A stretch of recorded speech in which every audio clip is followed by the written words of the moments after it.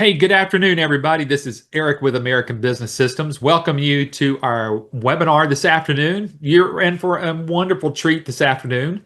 We've got Sherrie on in just a moment here, but before we bring her on, I want to kind of just get a couple of housekeeping things out of the way, and just again want to welcome everybody, give everybody enough time to pile on in here. We had probably one of our most highest registrations that we've seen in a very long time. So it's good to see everybody looking and wanting to get started in a new business opportunity. So, all right, folks, we're going to be getting here started. We've got some folks here already lined up. So in just a minute, if you'll find your Q&A box, some of you that have been on some previous webinars with us here recently, you'll know that we just want to simply ask where you're from. So if you want to find that Q&A box over there, and then just go ahead and start typing in that would be great. So again, we're going to interview one of our new medical business billing business owners here.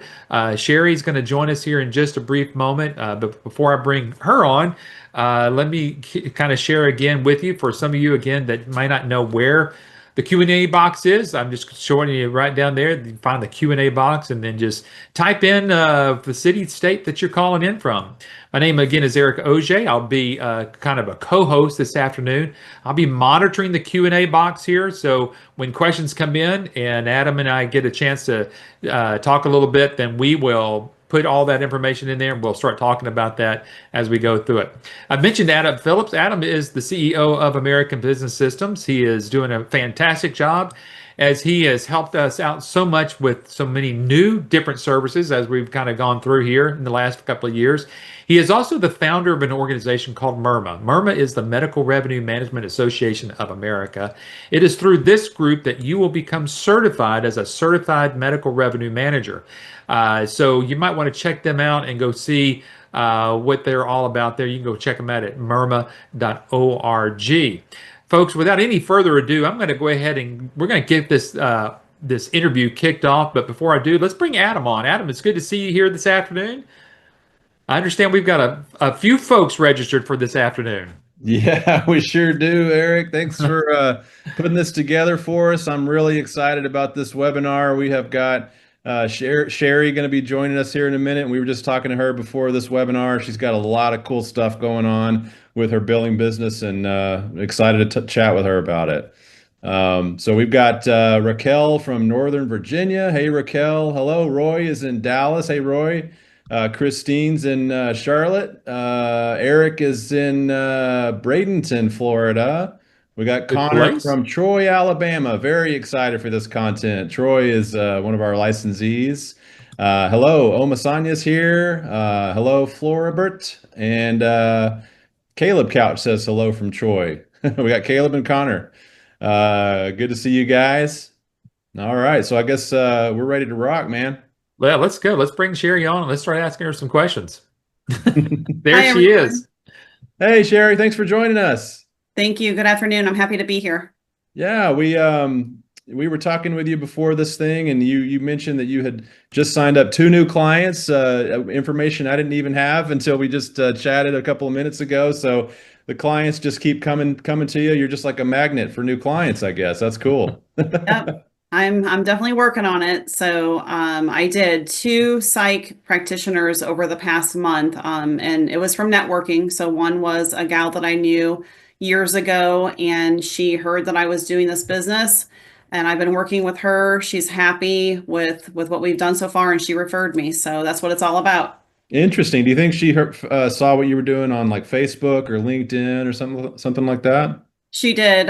We are Facebook, social media friends, as well as LinkedIn. So Very cool. Very cool. Well, everybody, anybody who's been on these webinars before, you know how this works. Just type in anything you'd like to ask Sherrie.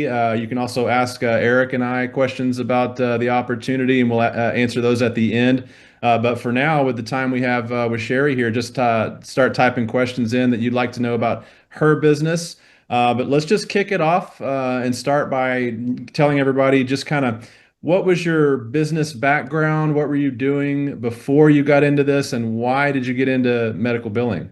absolutely. I will I think I said earlier, I'll completely date myself. So back in 1997, I started my first journey with medical claims.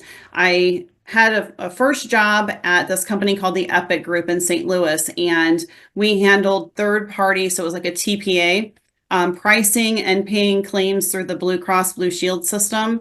And that is where I gained my first medical claims experience.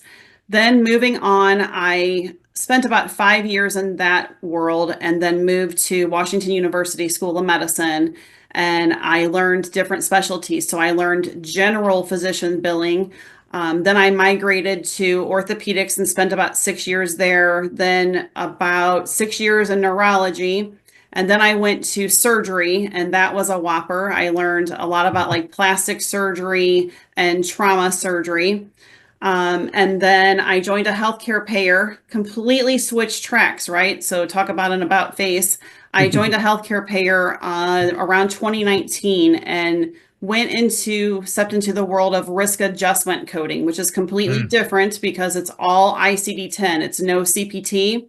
And it's really just gaining a sense of auditing those charts and culminating a number, assessing, how sick is this patient? What are the funds going to be that it's going to take to cover that patient on the plans? And that's pretty much been my background.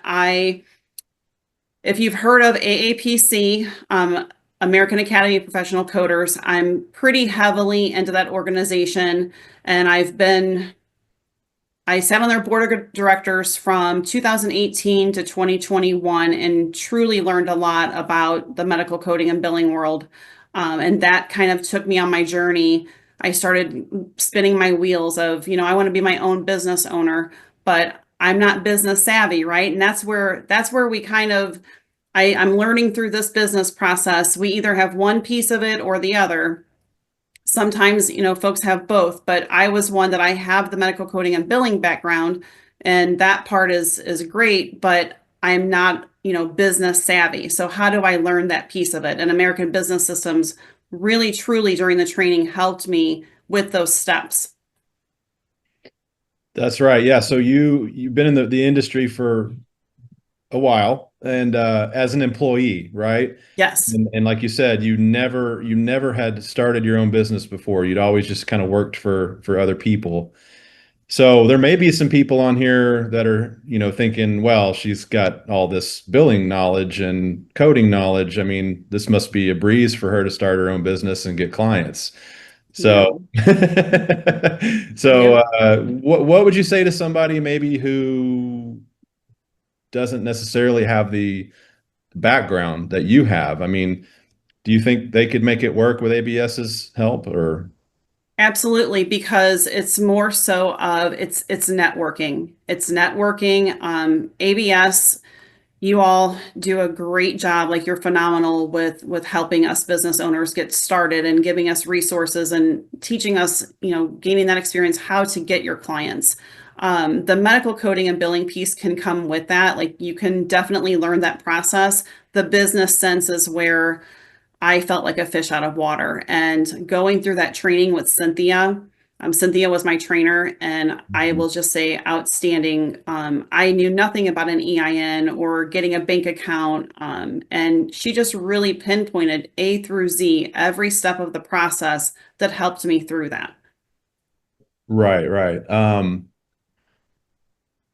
Oh, I had a Adam, I'm question. going to jump in here. I Yeah, always go say ahead. that American Business Systems, it's like a master's degree, because really that's what we're doing. We're creating new CEOs of companies, and it just so happens to be in the healthcare industry, specifically in medical billing. And like Sherry's done, she's had a background in billing, and she was an employee all this time, and she needed the skills on the side of, gosh, how do I get my clients?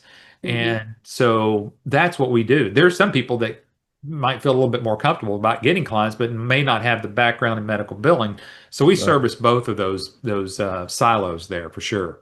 Yeah, Right. and I was going to say, obviously you've got the technical background, so you being more hands-on in your business and doing a lot of the work yourself makes a lot of sense. But we also have a separate path. We have uh, resources where you can easily hire other people to do the technical work. If you're not a technical person, if you don't want to, spend all the time learning how to do billing and coding, we have resources where you can, fill that need, as a third party, a contractor working for you. So, and I think I mentioned to you, Sherrie, whenever you get to that point, we have a company that we work with that has a whole team of people, and you can hire a full-time employee for I think it's around 1,800 bucks a month or something. I mean, it's very reasonable when you get to the point where, you've got a couple of clients, you've got revenue, you can cover that. So it's pretty cool. So we help with the Totally. growth part, and you can very easily grow, with the resources that we have. Why don't we just take a step back and kind of like just help us out with a little help everyone out with a little timeline of when did you sign up with us and purchase the program versus, go through the training? Because I know that you went through the training, and then I think there was a little bit of time frame between when you actually started marketing really hardcore. Is that right? Yes. So joined in December 2023, training in January of 2024. And during that time, a few months, I'll call it maybe a little bit of downtime, was when I was getting my marketing together, all the business aspect going.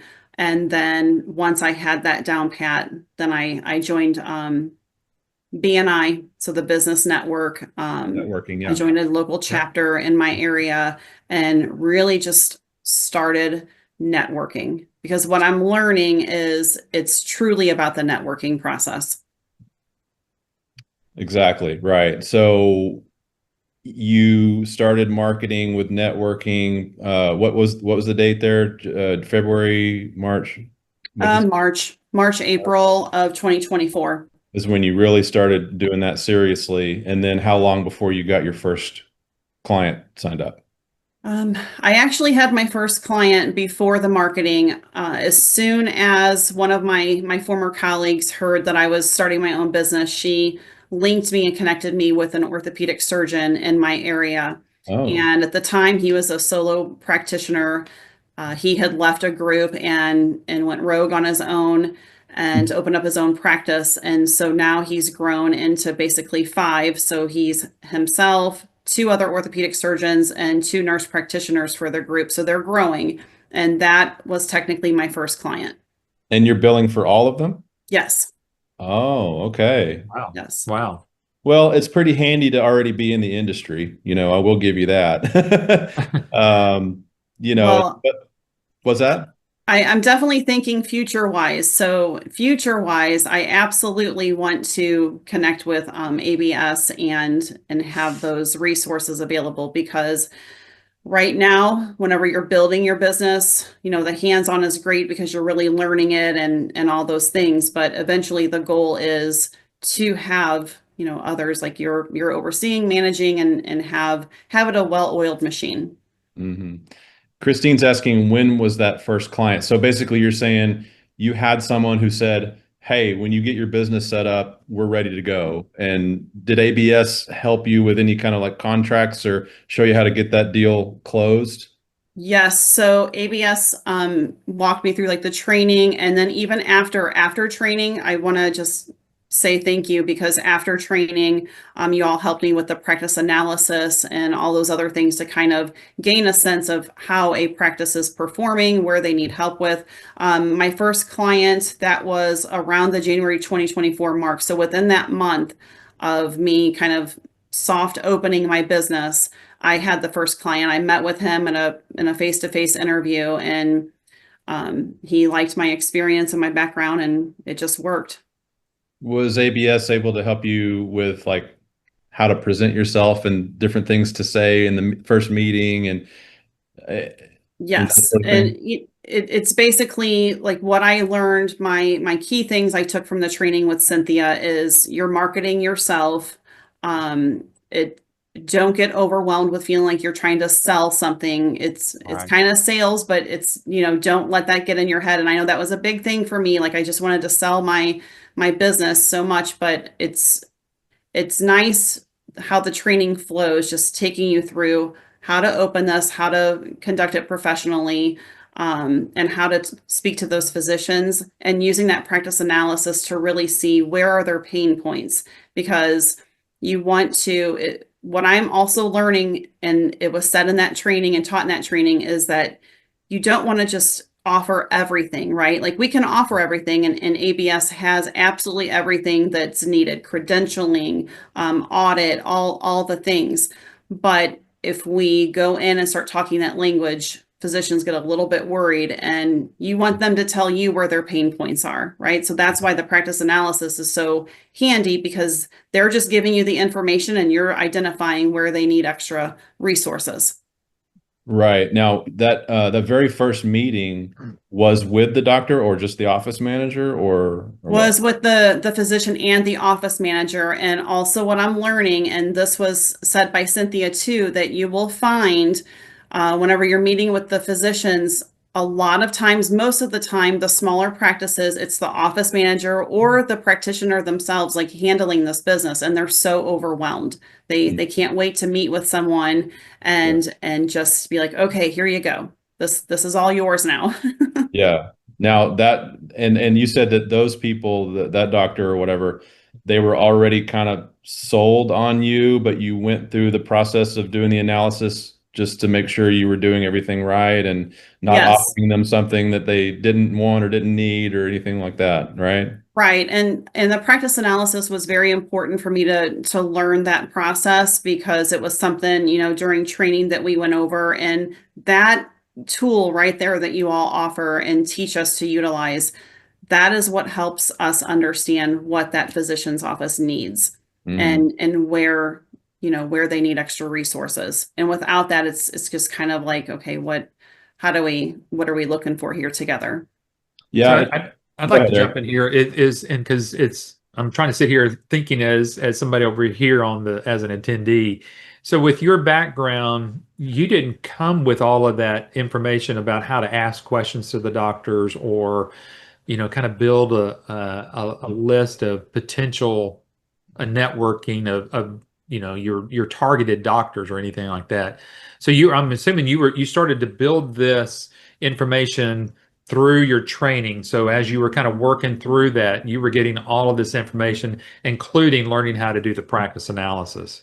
Yes, absolutely. And I know it could appear, right? It could appear that I have the background, so it's going to be very easy for me to build the Yeah. business, but that's so far from the truth. My background is with the big corporate entities, right? So they're me trying to convince them to be my client. That would never happen, because they're the WashU or the SLU of Yeah. St. Louis, and they have their own, you have to be their employee basically. They would never become my client. So it really was truly the whole networking piece of it, and me trying to sell my business. Yeah, Yep. I hear that word a lot, convince. How do I convince the doctors to work with Yeah. me? And it's really a change in your mindset. You're not trying to convince them or twist their arm into something that they don't need or don't want.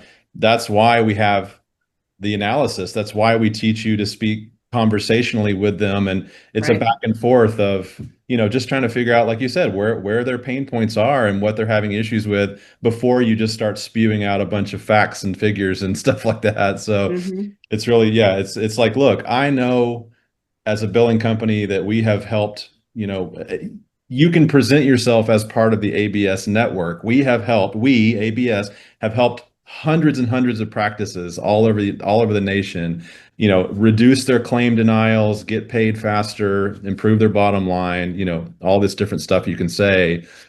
So let's take a look and see if, there's something that might make sense for your practice as well. It's like, I know my value here, and let's just see All if right. it makes sense for you. Exactly. And they want someone that they feel like they can connect with and trust. Hmm. And that's my slogan is, I will handle your paperwork so that you can handle your patient, kind of thing. Like, trust me to handle your paperwork so that you can focus on your patient, kind There of you thing. go. So it's that Yeah. trusting relationship that you're building together. There you go. And you said the magic word. It's the whole thing about trust. And I know a lot of people have asked us and Adam and the entire group here, do I have to go talk with these doctors? And I would say yes. Eventually you need to talk with these Yeah. doctors because you're handling their entire lifestyle of everything that they're doing. So there is a bit of trust that does occur. And I also picked up on, even though that you didn't, when you left or kind of coming out of the big corporate world, you didn't bring any doctors with you to start your own business, but it still came through a friend, a networking. So that was more of that warm market that I know that is taught through ABS. Absolutely. And then the BNI. I had never heard of BNI before, out of all of the time in the field, right? So that business networking opportunity, the local chapters in your cities and things. But that came up during training with Cynthia. And so it piqued my interest. And I went to a chiropractor and she had, lo and behold, a BNI plaque on her wall. So I asked her about it. Well, she was basically the leader of that chapter. And Mm. then it worked, it clicked. I joined. And then I learned all about BNI and what the BNI is. If anyone on the call is interested, research it, look it up. But basically, you're building a network with a group of professionals that are they're all over. Maybe one has a business in exteriors or carpeting or whatnot. One might be a physician, but it's all about the networking. You're getting to know one another and you build that trust. Once you build that trust, then your partners in your local chapters of the BNI, they trust to refer you. They Yeah. know that they're making a good referral. And that's really what I learned through that process. Yeah, and that's what Raquel was asking. She asked which networking organization is a good one to join. So BNI, Business Networking International, probably, I guess, one of the oldest, longest standing networking organizations. They've been around for many, many years. And like Sherrie said, they've got organization chapters all over the nation. So you can go to their website, plug in your zip code or whatever, and I believe they let you join a few meetings locally for free, and then you'll need to pay, to join. I think it's 500 or 600 bucks a year or something like that now. I'm not sure, but it's vital that you join these organizations. Are there any others that you've joined or that you know of that are pretty good? I mean, I know there's some online like Alignable. We did a webinar on Alignable, LinkedIn, of course. Are there any other like physical in-person ones that you have joined or no? Yes, so through AAPC, that American Academy of Professional Coders, they have local chapters. It's similar structure to the BNI. So you have your local cities that have their chapters, and you can attend those meetings that are in person or whether they're online, and you have an opportunity to network. You get to know one another Mhm. business wise, and so that's another opportunity. You can become a member without having to be a certified coder. So you can be a AAPC member and enjoy those chapter meetings and whatnot. Oh, okay. That's awesome. Interesting. Yeah, I So, didn't realize they did stuff like that. Yes. Yep. That's cool. Yeah, and for people on here that have not really had a lot of experience with networking, we go into great detail on how to network the right way because there's a right way and there's a wrong way, So we show you how to go to these events and really, your mindset needs to be who can I help? right. Who can I if someone is looking for, if a realtor is looking to sell people houses, and I know my cousin was saying they were thinking about moving, I should put them in touch with each other. It's stuff like that that's going to build up your credibility, like you said. And so eventually when people get to know you, they're going to want to send business your way. That's kind of how Yeah. it works. Yep. Reciprocity. Absolutely. Yeah. So we've got a couple of questions coming in here. Uh, Yeah. You want to tackle that one at the top because that's going to start leading kind of more toward the technical side of the billing side of it. yeah, so yeah, we'll just start there. So Gory is asking, and I'm glad you asked this question, Gory, because we were just talking with Sherrie before the webinar about this. He says, have you sold ABS software to your clients, or are you using the software that doctors have? Yep. So that's the one that I struggled with, right? In my first several months as a business owner. And and learning through ABS, I was hard on myself because I kept pondering, how can I sell this, this claim opportunity or this or that. And really, honestly, I use all of their systems. So I've kind of gotten through the depression of not being able to change their minds. But we have to think of a practitioner. They like what they use. Once they're using a system, it's scary to change, right? So it's all about getting in there, letting them build that trust with you.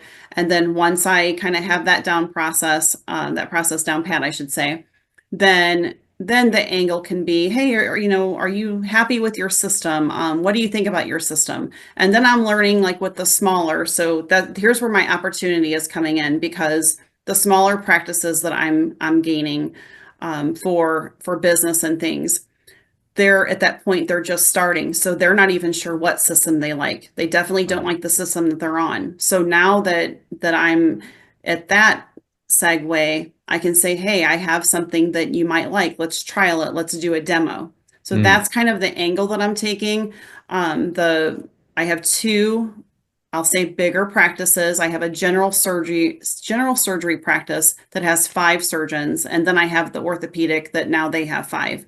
Um, what I'm finding is the bigger they are, the more stuck on their systems that they're going to be. And that's okay, Sure. because they're still your client. They're still my client. So if they're comfortable using what they have, but then as you're gaining new business, then start that process of thinking, okay, if they're not sure what system they like, or if they're just starting, that's our opportunity to introduce iClaim, or, all of the other wonderful services that you all offer.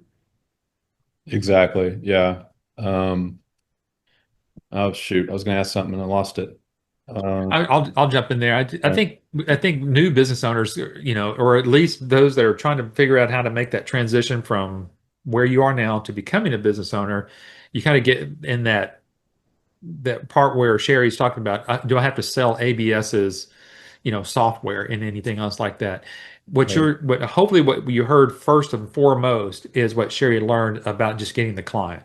Yeah. That's what we're all about, and that's why it's called American Business Systems, because we have a system that you might find a doctor that doesn't really have a billing platform yet. Mhm. So iClaim would be that.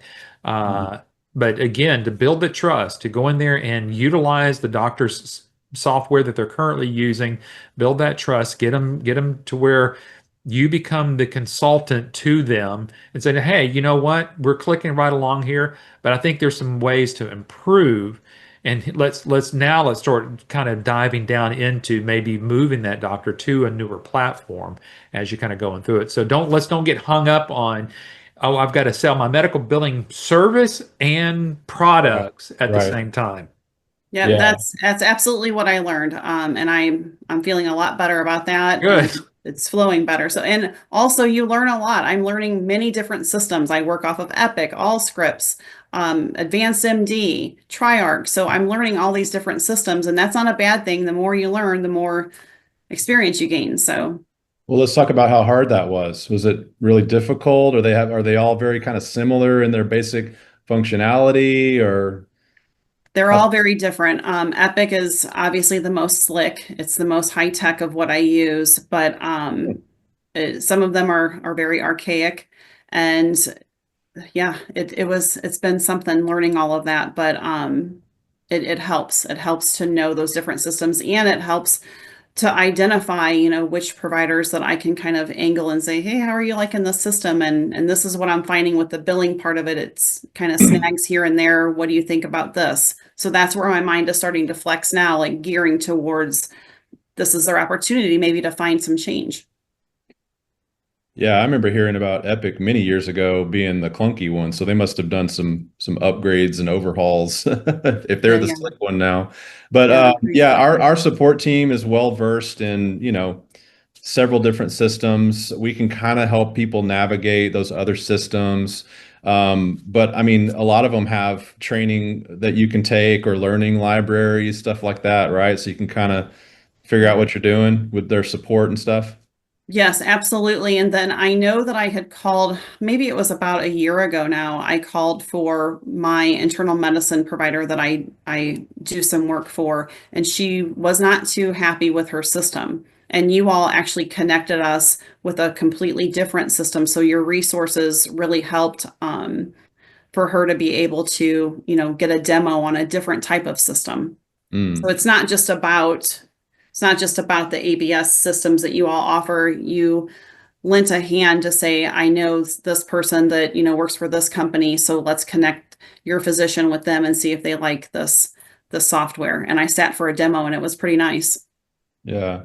What I was going to say earlier is, like you said, when you get to a certain level of trust with your clients, Hmm. maybe you could come to them and say, look, I want to take your revenue to another level. I need software that does X, and your system Right. does not do that. So Right. would you like to explore increasing your revenue with this other system? And I know, some doctors will be interested and some you're right. It's just like the thought of switching is just too overwhelming. And I get it, but Yep. a lot of times our owners are telling doctors, look, the denial rates that we see that I'm telling you about, the turnaround time on getting paid, all of that is contingent on using all of our integrated platforms that we have, iClaim and stuff. So just be aware of that. Just so Yeah, all absolutely. right, let's see what else we got here.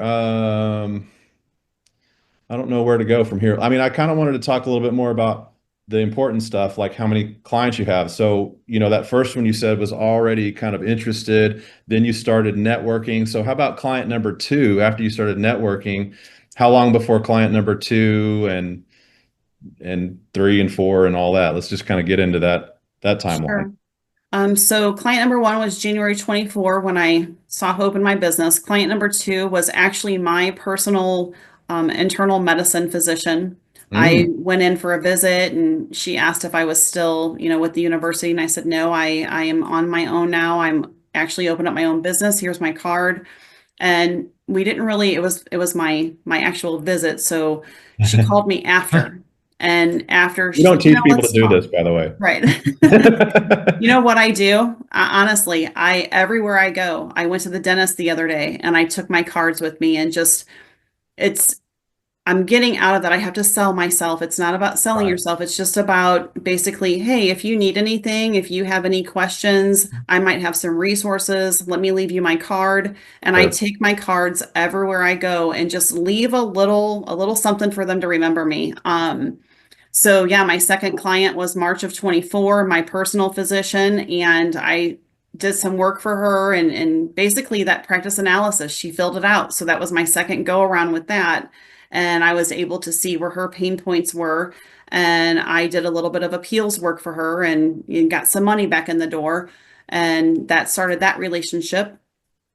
And then I have a friend that I used to work with long ago, and she connected with me and said, "Is it true that you're doing your own thing? We're looking to outsource our coding."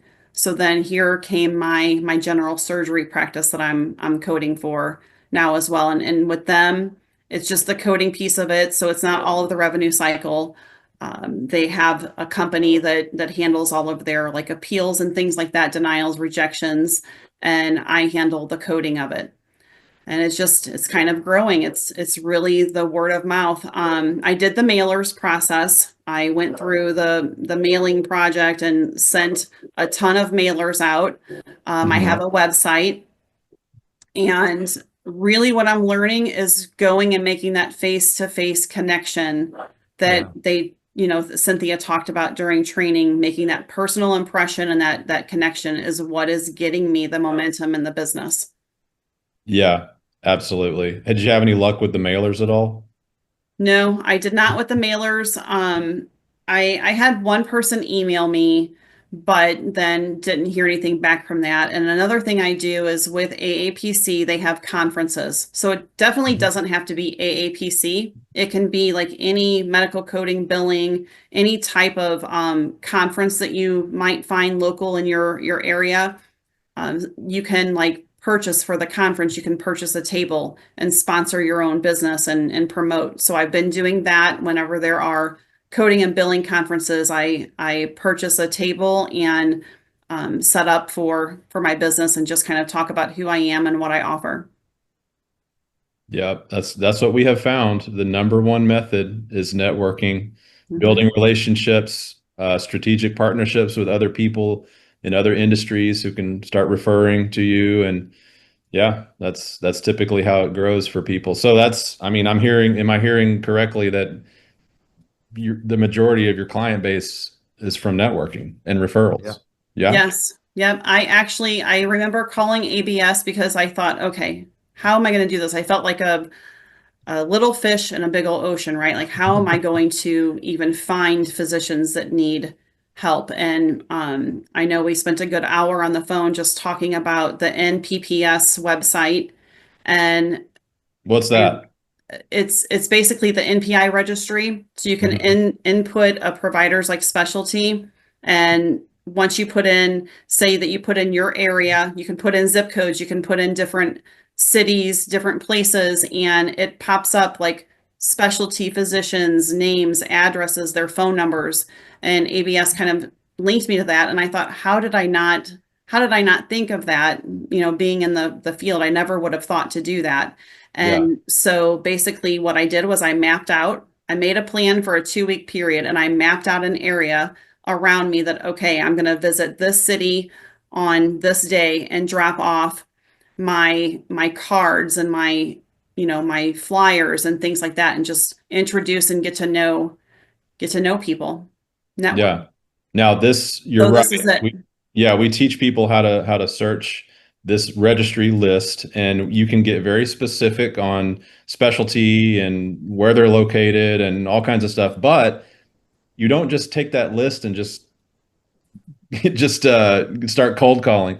It does Right. require some detective work. I don't know if ABS support helped you with this, but you really need to do a little bit of detective work and do some searching on Google for looking up those practices and trying to figure out, who might be the best fit for you, who Right. needs the most help. I mean, there's all kinds of different ways that we get into how to deal with those lists of Mhm. doctors. Yeah.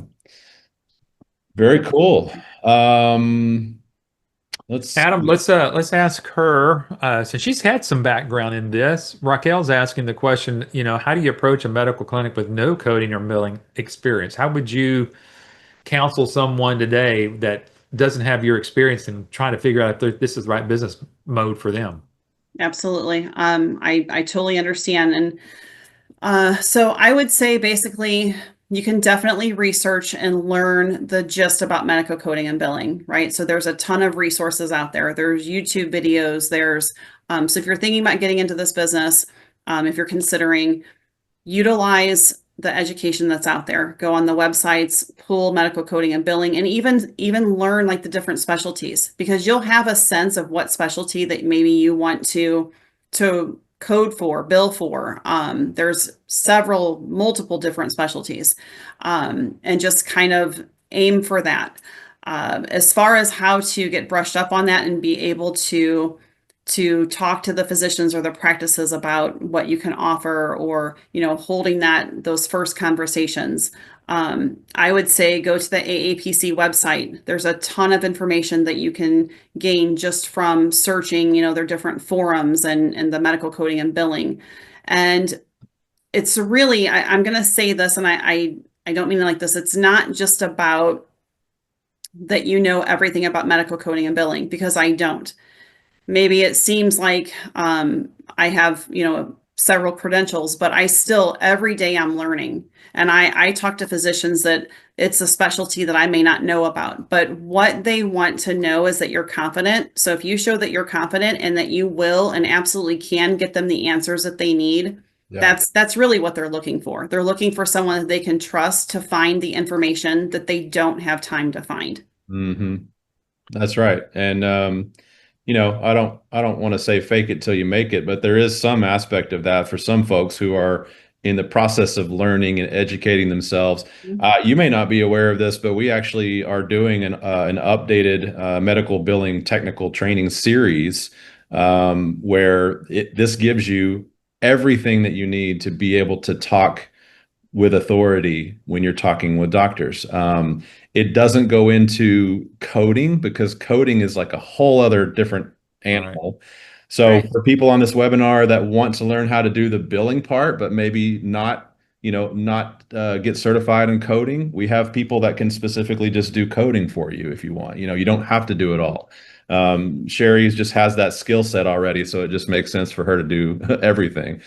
Um, let's, Well, yeah. Yeah, I was actually gonna put this up here, Adam, just so that, if people don't have that background that Sherry has, we have coders that will do the business for them on the back end. So Mhm. it's like you have your own back office set of coders with Yep. Audit Guard and CodeWrite. So don't feel intimidated that you may not have to know everything that Sherry knows, or feel like you have to go learn it on a YouTube video or anything else. We've got you covered on all of those services there to kind of help you.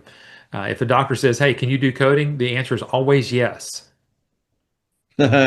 always yes, because one thing I wanted to plug and say, and I'm definitely learning this and finding this out. Most physicians, when I say coding, I'm using that as a pretty strong word, right? Um, I don't code for all of my practitioners I'm working for or doing business with. They really are coding themselves.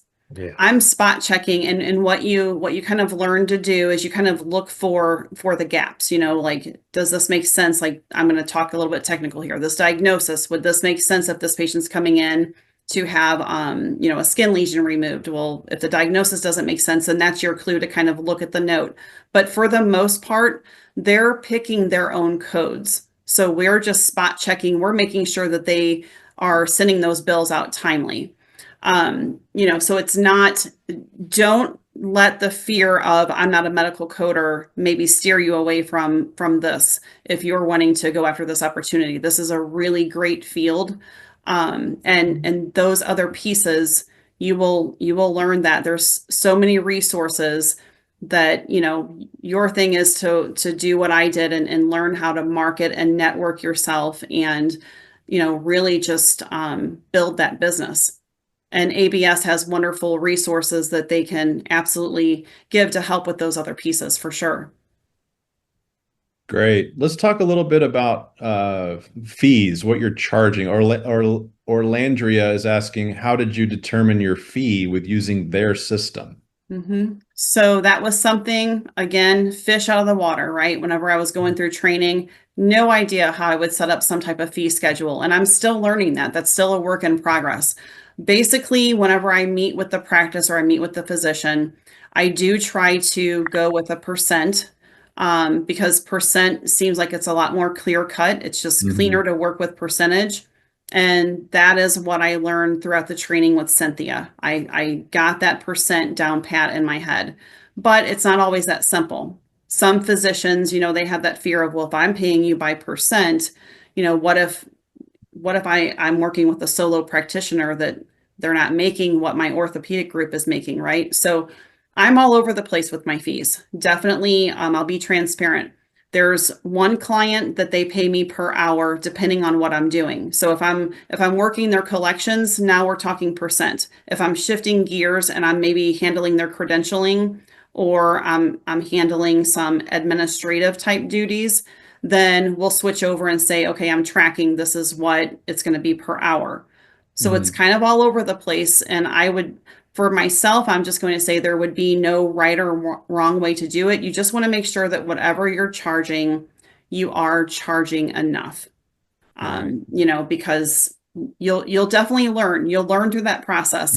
You'll feel your pain points when you undercharge, or you'll know whenever that happens.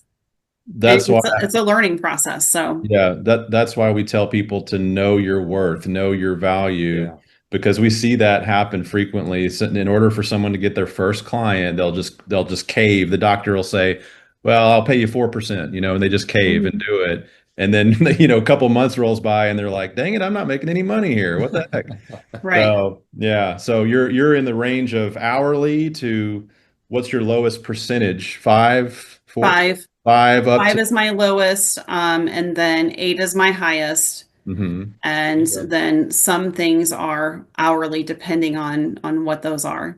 And it's a percentage of what? Of collections that come in or, claims. What I'm learning, and ABS helped me with this, is how to charge, like if you're billing claims out, that's a package rate. So say that you bill 500 claims a month, you're going to charge this for up to 500 claims. So it's a tiered process. So claims, billing is one thing, collections is a whole different ball game, because collections, the cleanest way I have learned to deal with collections is you're collecting on that old AR or that aged AR. So a percent of that is going to come back to you for you bringing that back in the door. It's kind of like I'll say the collection agencies, they charge by percent. So this is Yeah. what we're going to charge for what we bring in. And then those admin type duties that maybe they don't have an office manager, so they need someone to help with, their EHR system or whatnot. Well, there's really no collections coming in on that, so that's how I base my hourly rate. Yeah. And for those of you sitting here going, I don't want to call little old ladies and try to get their money. We have collections built into the iClaim system. So it's just an automated thing. If a doctor wants that collection service through iClaim, they can click a button and it's all done. Mhm. You're probably not calling little old ladies, but No, yeah. nope. But sometimes when people hear that word collections, they're like, "Ooh, no." Yeah, so we have a service that can handle that for you as well. You see any other good questions there, Eric? Um, let's see. What are the understanding Martin's a question, understanding a client's pain point and asking the right questions? Or is that taught in the training, or did you come out of that from experience? I definitely did not come with experience with that aspect, because I mean, I was in the field, right? But as far as talking to physicians and learning their practice and where they really need, that's where I didn't really know. So, learning with that, like working through something like the practice analysis, you can easily identify as they're filling out, maybe they're depending on how high their AR is or how aged their claims are, that's where you identify where they need the most help, right? The most resources, because they'll write down, like, I even put my own questions on there. What's your lag in your claims? Basically, so if they have their date of services today, but they're not billing those out the door for 3 weeks, that's where you identify there's an Right. issue there. So why are you not billing for 3 weeks when the service took place 3 weeks ago? So you just kind of learn to pick up those cues on where they're struggling. Now, did you find that out from doctors that had their own biller?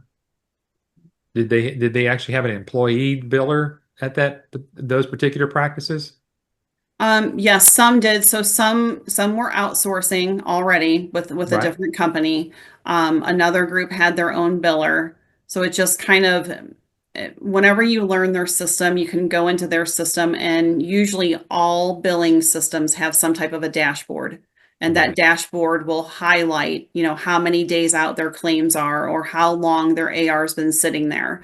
And it has it in buckets, 30 days, 60 days, 120 days. So you can see if there's a ton of money in the 120, then we Right. know that there's a problem. So it is identifiable, And those are claims that have already been filed, and just they're waiting to be paid. Yep.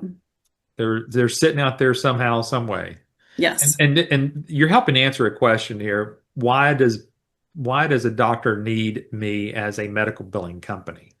That's it. That's it. Because again, you kind of answered the question. If the doctor has somebody hired there, they're getting paid regardless of whether that doctor's getting paid.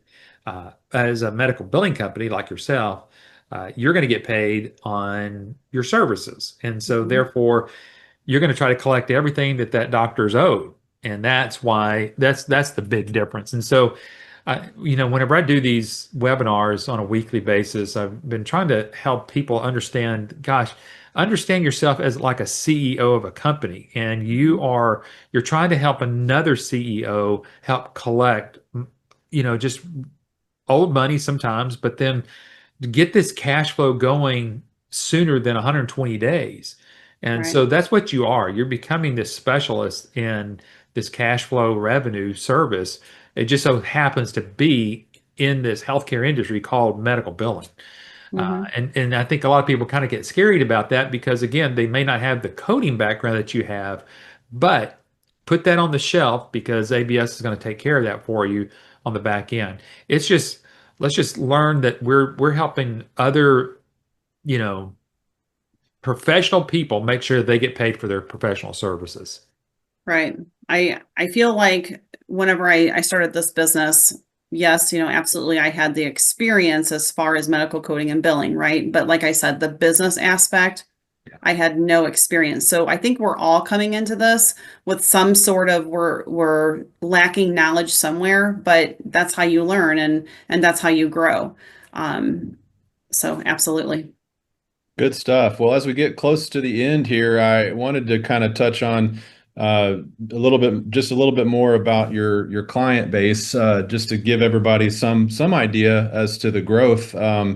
So here we are, basically, what, a year and a half, basically, from when you kind of got your first client or really started going full speed.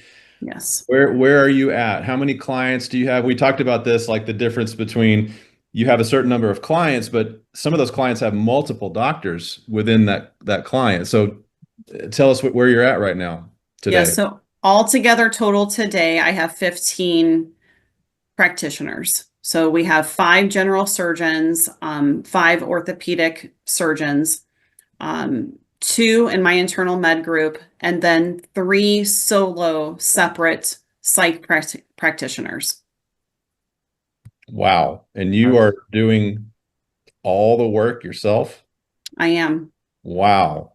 That sounds like a busy day. It is. It's a very busy day, and I plug away at weekends too. I don't plan to continue to do this, but obviously, like starting the business, I feel like I have to do this because I have to learn these specialties. Um, Being a medical coder and biller, you become familiar with that small piece of it.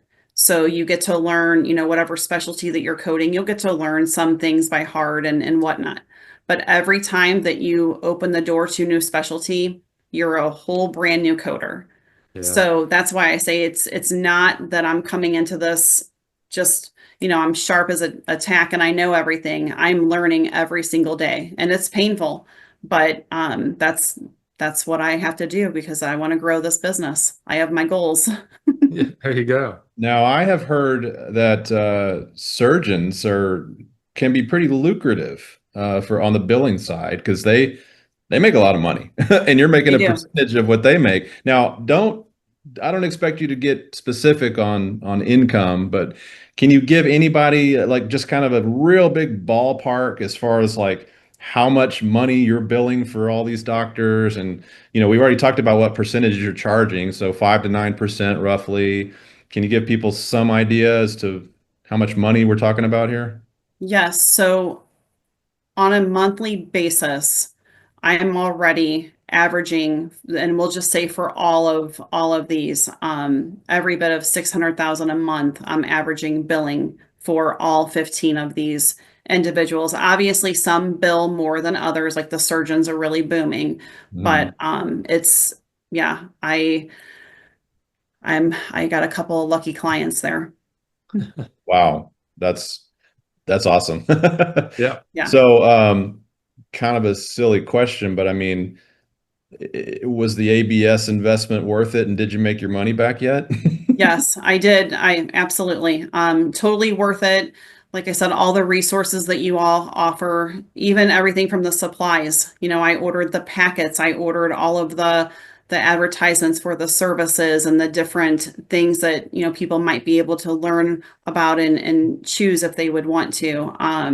And just the personal information that Cynthia shared during the training was enough for me. Like it was just phenomenal. Everything that she taught that I would have never thought of. I'll share this little tidbit that stuck with me. So she told me the story about how, if you want to make an impression, take a little pill bottle and put a label on it and put M&Ms in it and just drop it off at local offices. And I actually do that all the time. If I Mhm. have an appointment myself, I take my little pill bottle with me. It's my business label, and Mhm. I put on that label Hakuna Matata and just kind of, I pass it out like, here's your daily medicine. And people remember you with like cute little You bet. things like that. So Yep. Yep. I can't tell you how many times I've heard people say, "Man, I really got their attention with that pill bottle." It's funny. yeah, It's such a silly little thing, but it works. It works. yeah. I took it to a conference. I was a speaker at a conference, and I knew how many were going to attend that session of mine, and I gave everyone one of those. And I actually had a few calls from that, just, asking for ideas or how did you get going? And so it's a good way to network. Yeah. Shazia is asking, do you go to their office to work? You just stay at home and work from home, right? Sometimes I do. My internal practitioner, my internal medicine provider, she was the one I got her business from being her patient. She likes that personal connection. So every Mhm. other week, I just do a touchdown and go into her office, sometimes for 2 hours, sometimes for an hour, but it doesn't bother me to step out because it gets me out of my own office. Sometimes it gets stir crazy sitting in here. That is such a huge trust builder. Oh my gosh. Yeah. Mhm. That doctor's never going to leave you. Yeah. Yeah. That's awesome. Right. Yeah, they know that you're willing to go the extra mile. I got maybe one more question here. I don't Yeah. know. We've got a couple, but Raquel is asking, how long does it take for a doctor to get paid with your services? And then in addition to that, I'm asking, how long does it take for you to get paid? hmm I'm rotating. I'm on a monthly basis, a monthly pay, Mhm. invoicing, and it's so far it's been perfectly fine. And the doctors, it all depends on the insurance companies, and I mean, how long does it take a doctor to get paid? Like roughly with what you're doing, what you're seeing. 35 to I would say up to 60 days. Like my ortho clients, their business is a little bit more intriguing, I would say. They do a lot of specialty surgeries. So with Yeah. that, it takes a little bit longer to get the claims paid. They're not simple visits that are just going out the door. So some of their stuff comes trailing in about 60 days later, but the collections part of it, I've been able to manage getting some very old claims from them that were kind of sitting out there that were surgeries. So they're happy about that. And we're on more of a rotation now where they are seeing quicker turnaround, claims are paying faster. So it does, like, once you iron it out, it just becomes like a well-oiled machine. You should tell them they could get paid even faster with iClaim. I know. I I know am it. definitely gearing towards that. Yeah. We literally our average is 10 to 12 days Yeah. for a majority of the claims. Like they're so clean, they just go through and get paid. Yep. Well, maybe someday you can get them to switch over. What else we got, Eric? Martin just says again, I think we've already kind of answered this in there, but it did kind of come into where if you have no experience understanding how much to charge so you don't overcharge or undercharge, does the training help you get over that challenge? And I think you've answered that question. I just want Yes. to make sure Martin didn't think that we didn't see his question there, but I think that got an Yeah. answer there. Yeah, the training helps you map out, percentage wise. It gives you ideas of what to charge different clients. And then even if there's question after that, like I called and I talked to Tim personally, and he really helped me kind of map out a tiered plan for payment. So ABS support, um, you mean, is Tim. ABS Yeah. support, yeah. Tim is one of our support people. Yeah. And Martin, by the way, the practice analysis that Sherrie was talking about, we teach you how to do that practice analysis, but you present the results of that analysis to our support team. You can Yeah. send it in, you can say, help me figure out how to price myself and help me put Mhm. together a proposal. And that's exactly what we do. We will make recommendations. Ultimately, this is your business. You can charge whatever you want, but we'll make, recommendations based on what we've seen, in your area and specialty and all that. So you can rest assured that you're pricing yourself properly. So Yeah. Absolutely. yeah. All right, awesome. Well, we're right at the top of the hour. Sherrie, thank you so much. It was great chatting with you. You've got a lot of cool stuff going on. Uh, Thank you. yeah, we were excited to have you on here and appreciate you joining us today. Thanks for having me, and I hope that everyone, I wish everyone the best. You're in a good field, and just go for your dreams. There And you you go. do have what am I trying to say?